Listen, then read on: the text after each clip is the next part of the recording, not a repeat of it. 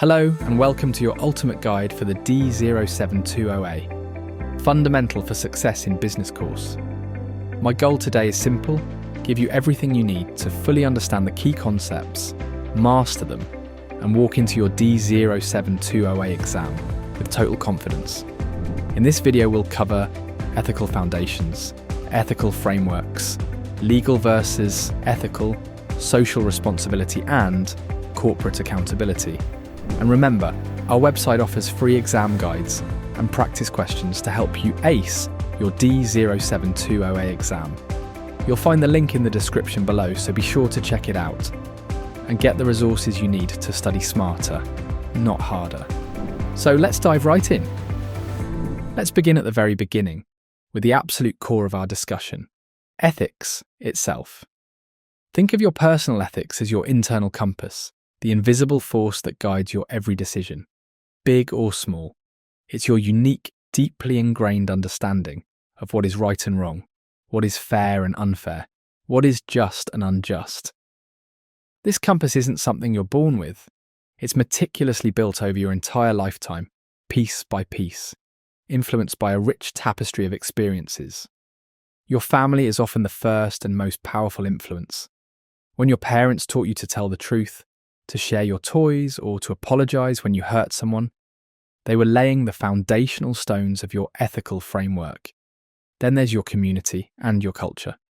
The social norms, traditions, and collective values of the place you grow up in provide a broader set of rules.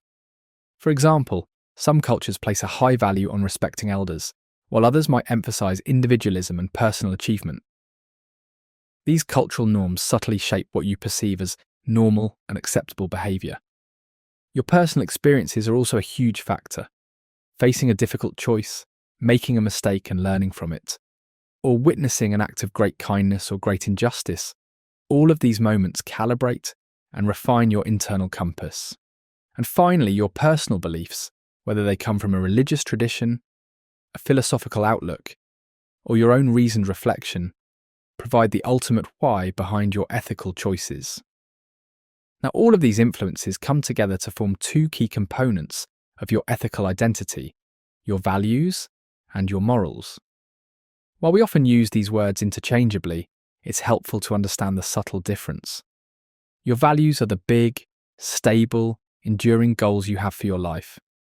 Think of them as broad principles like honesty, compassion, ambition, or security.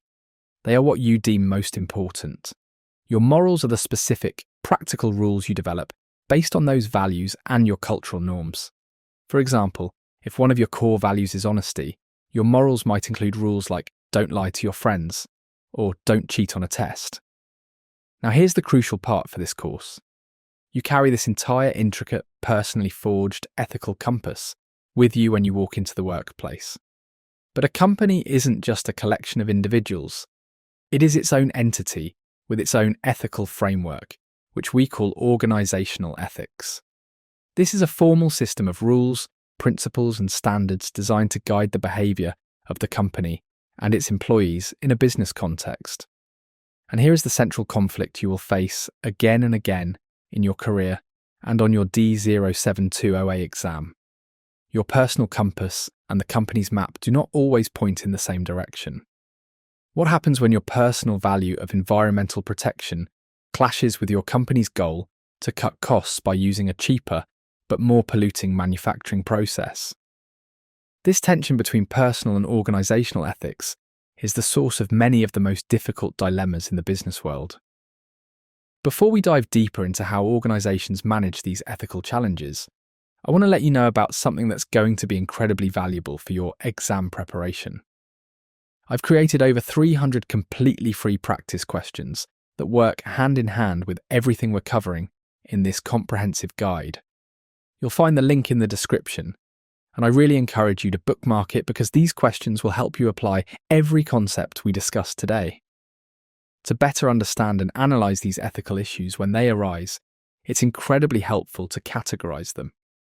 In organizational ethics, we can think of issues existing on 4 distinct levels, like zooming in on a map. A great way to remember these is the acronym SSIP.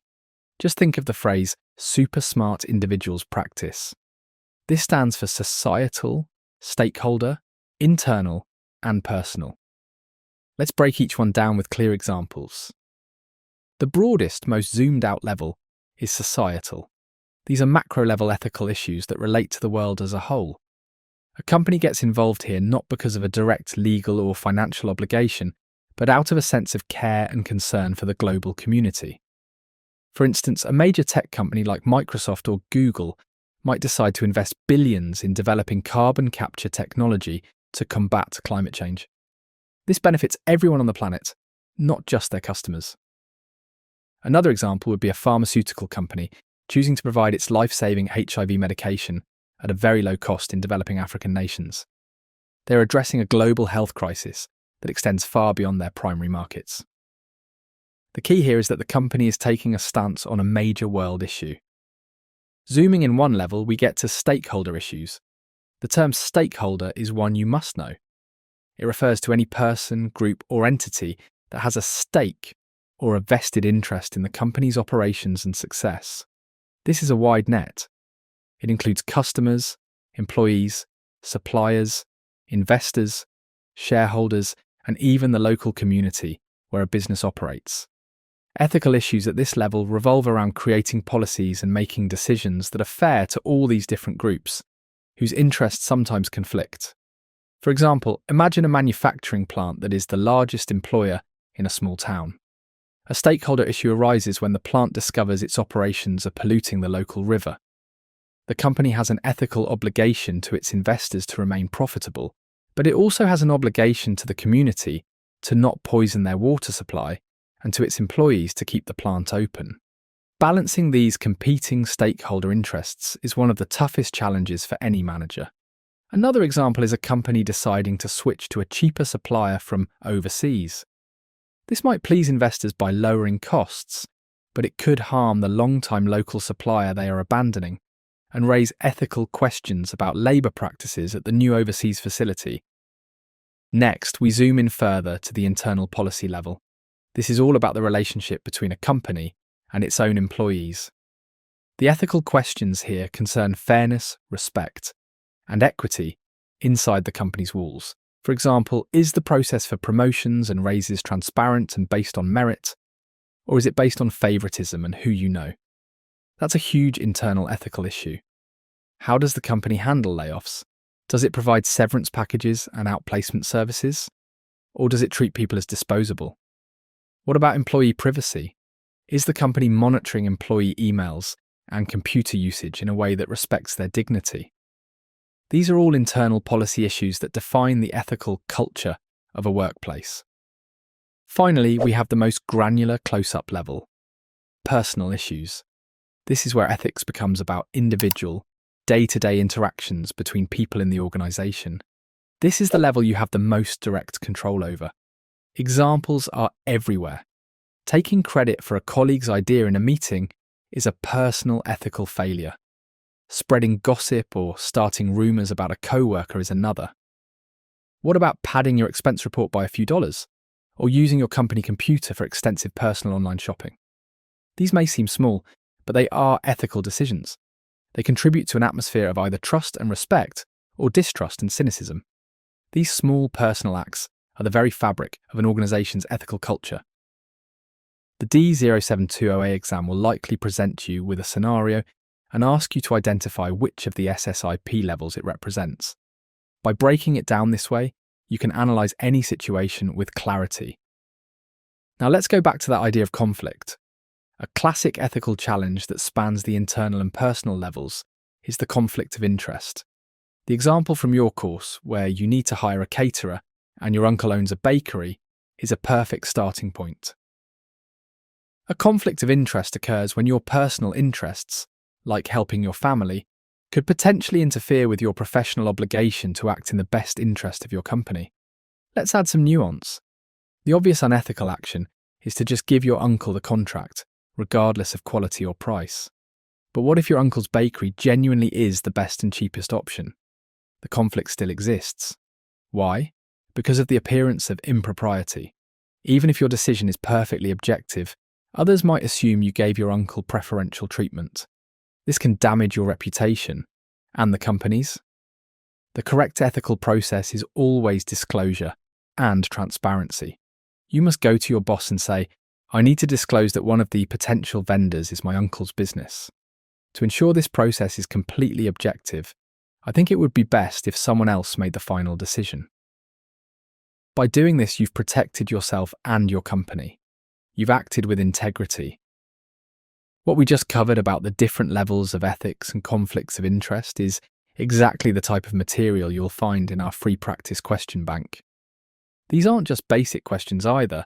They're designed to test your deep understanding, just like the real D072 OA exam will. Now let's tackle one of the most foundational and frequently misunderstood concepts you will face: the critical difference between what is legal and what is ethical. It is the most common trap for students and professionals alike to assume that if an action is legal, it must therefore be ethical. This is a dangerous oversimplification. Law and ethics are two distinct, though often overlapping systems for guiding behaviour. The law represents the bare minimum standard. It is a set of rules created by governments and enforced by the threat of punishment. The law tells you what you must do and what you are forbidden from doing.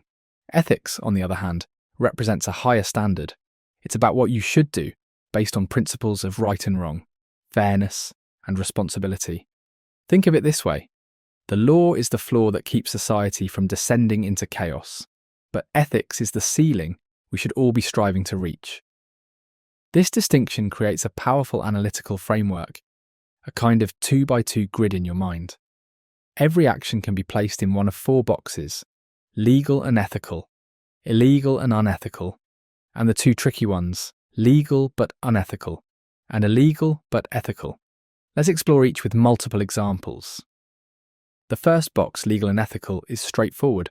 A company that pays its employees a competitive wage, provides safe working conditions, delivers a quality product as advertised, and pays its taxes is operating in this quadrant. They are following the law and acting honourably.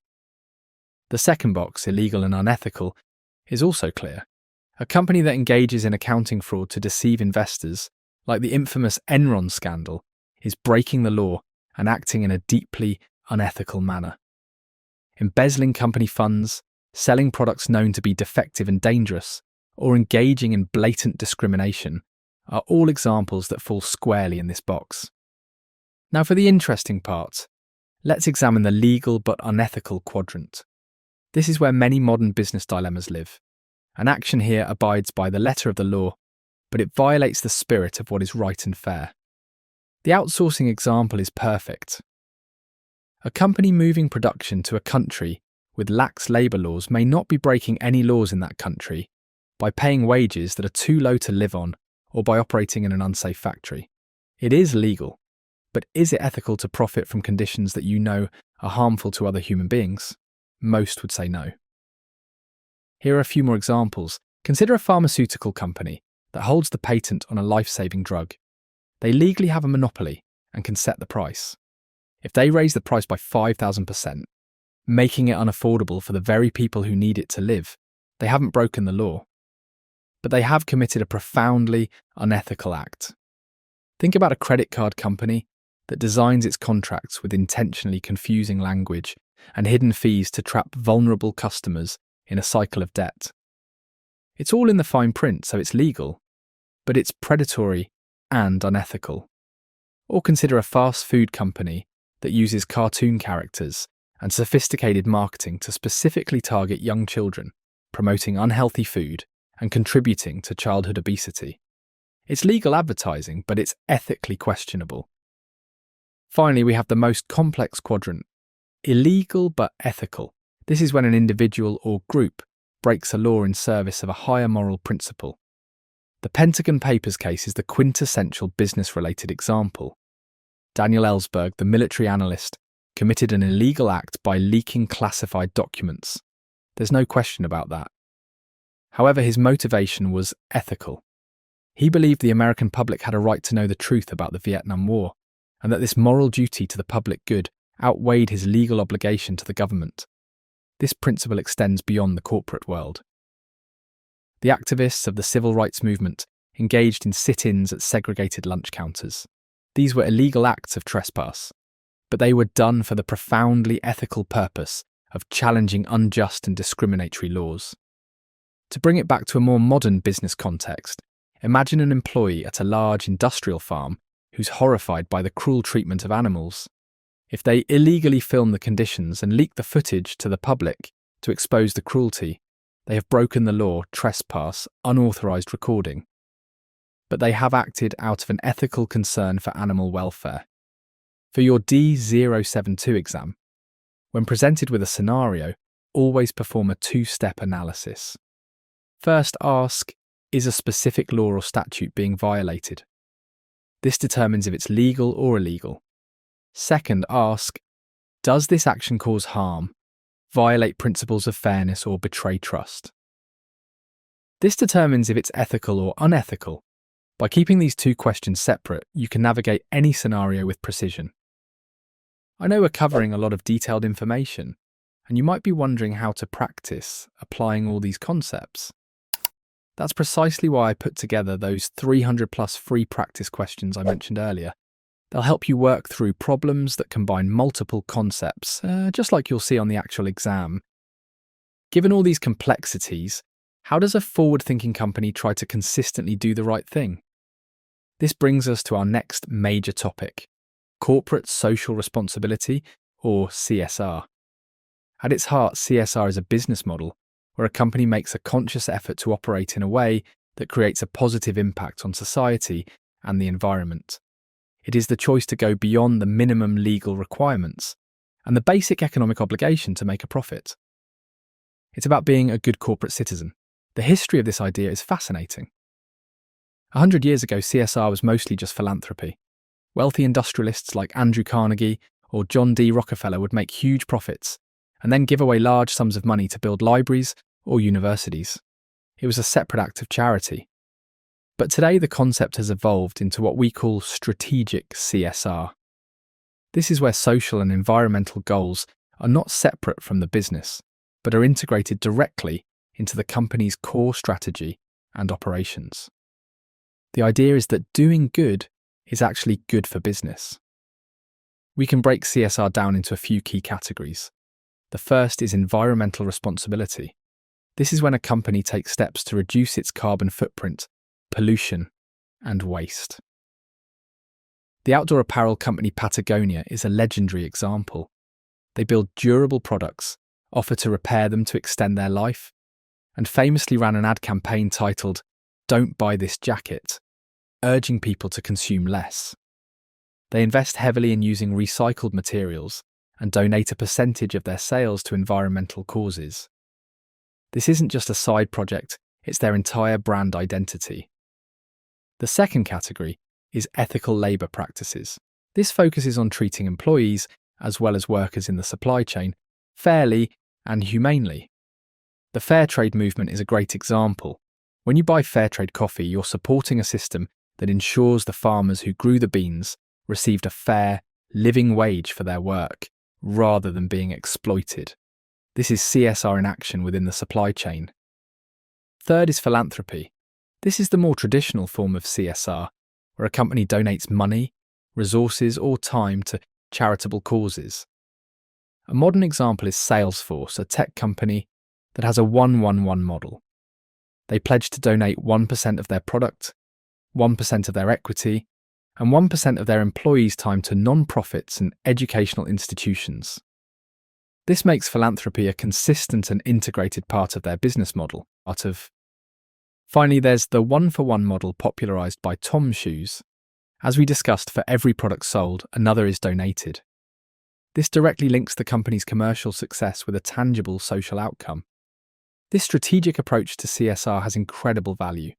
It builds a powerful brand reputation, attracts and retains talented employees who want to work for a company with a purpose, deepens customer loyalty, and can even reduce risks.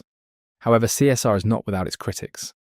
The famous economist Milton Friedman argued that the only social responsibility of a business is to use its resources to increase its profits, as long as it stays within the rules of the game. He believed that using company money for social causes was essentially stealing from shareholders. While this view has become less popular, it's a valid criticism to consider. Where do you draw the line, and who decides which social causes a company should support? If some of these more advanced concepts feel challenging right now, don't worry at all. That's completely normal, and it's exactly why I created that comprehensive practice question bank. Working through those problems will help solidify your understanding and build your confidence. This brings us to our final and perhaps most revealing topic: the potential gap between what a company says about its ethics and what it actually does. Companies create official documents called a code of ethics or code of conduct. A good code is a practical guide. It doesn't just contain vague platitudes like, "We believe in integrity." It provides specific, actionable guidance. For example, instead of "be honest," a good code might say, "All marketing claims must be factually verifiable," or "Employees may not accept gifts from a client or vendor valued at more than $25. It sets clear boundaries. However, sometimes these beautiful codes of ethics and flashy CSR reports can be a smokescreen for unethical behaviour. This is where we encounter the critical concept of greenwashing. You must know this term for your exam. Greenwashing is the practice of making a company appear more environmentally friendly or socially responsible than it truly is. It's deceptive marketing. For instance, a fast fashion company that produces millions of garments in polluting factories might launch a tiny conscious collection made from organic cotton. They will then heavily market this small collection to create a green halo effect around their entire brand, distracting from the fact that 99% of their business is still unsustainable. Another example is a company that sells bottled water. They might advertise their new eco-friendly bottle that uses 10% less plastic. They are greenwashing by focusing on a minor improvement while completely ignoring the much larger environmental problem of single-use plastic bottles themselves. So if we can't always trust what a company says, what forces them to be accountable? The most powerful force is transparency. And in the United States, the most important law enforcing this is the Sarbanes-Oxley Act of 2002, commonly known as SOX. To truly understand SOX, you need to understand the scandal that created it: Enron. In the early 2000s, Enron was one of America's largest energy companies and seemed incredibly successful. But its success was a complete sham.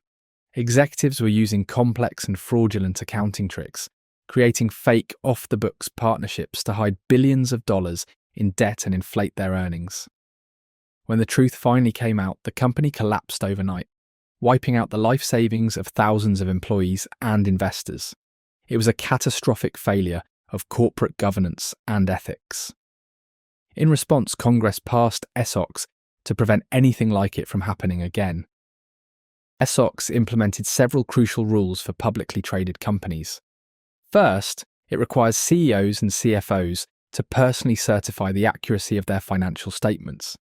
If there's fraud, they can now go to jail. This creates massive personal accountability. Second, it requires companies to have independent audit committees, meaning the people overseeing the company's books can't be beholden to the CEO. Third, and most importantly for our discussion, SOX created robust legal protections for whistleblowers.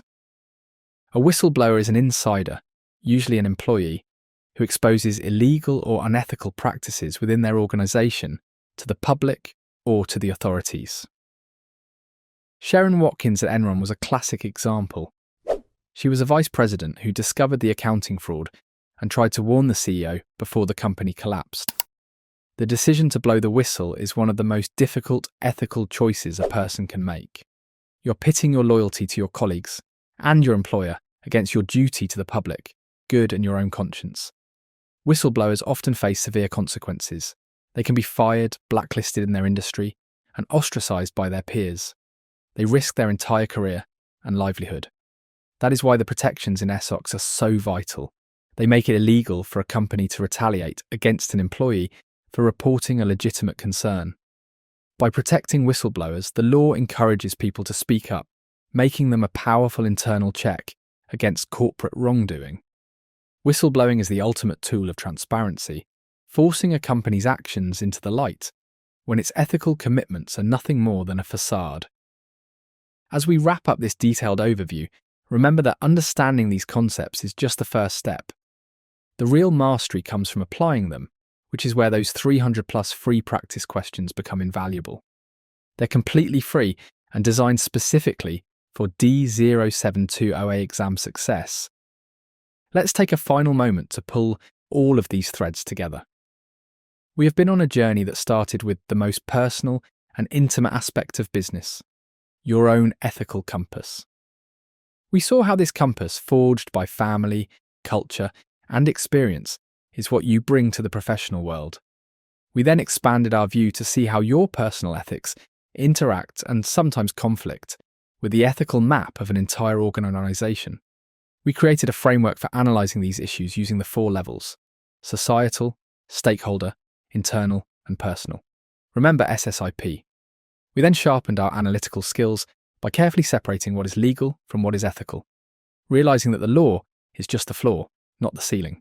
This allowed us to dissect complex situations, from the legal but unethical reality of sweatshops to the illegal but ethical act of leaking the Pentagon Papers. Recognising the need for a more proactive approach, we explored the strategic power of corporate social responsibility, seeing how companies like Patagonia and Tom's integrate doing good directly into their business model. But we also acknowledged the potential for hypocrisy with the concept of greenwashing, where a company's ethical image is just a marketing tactic. This led us to the ultimate tools of accountability: transparency and whistleblowing. We saw how the devastating Enron scandal led to the Sarbanes-Oxley Act, a law that enforces transparency and, crucially, protects the brave individuals who blow the whistle on wrongdoing. Do you see the beautiful connection? It's a complete circle. It starts with an individual's personal conscience. That conscience informs how an organisation builds its culture and its code of ethics. That culture drives its commitment to CSR. And when that commitment fails, it is another individual's conscience, the whistleblower, empowered by transparency laws, that holds the organisation accountable. Understanding this entire ecosystem is the key to crushing your D072 objective assessment. As you study, don't just memorise terms. Challenge yourself with scenarios. Ask the tough questions. Is this fair? Who is being harmed? Is this a violation of the law, a violation of ethics, or both? By thinking critically and applying these frameworks, you won't just be preparing for a test. You'll be preparing to be an ethical, thoughtful, and successful business leader. Don't forget to grab those free practice questions from the link in the description. With the deep knowledge you've gained today, plus the targeted practice from those questions, you have every tool you need to be exceptionally well prepared for your OA exam. You have put in the time, you have the knowledge, and you are ready. You can do this. Now go out there and earn your success.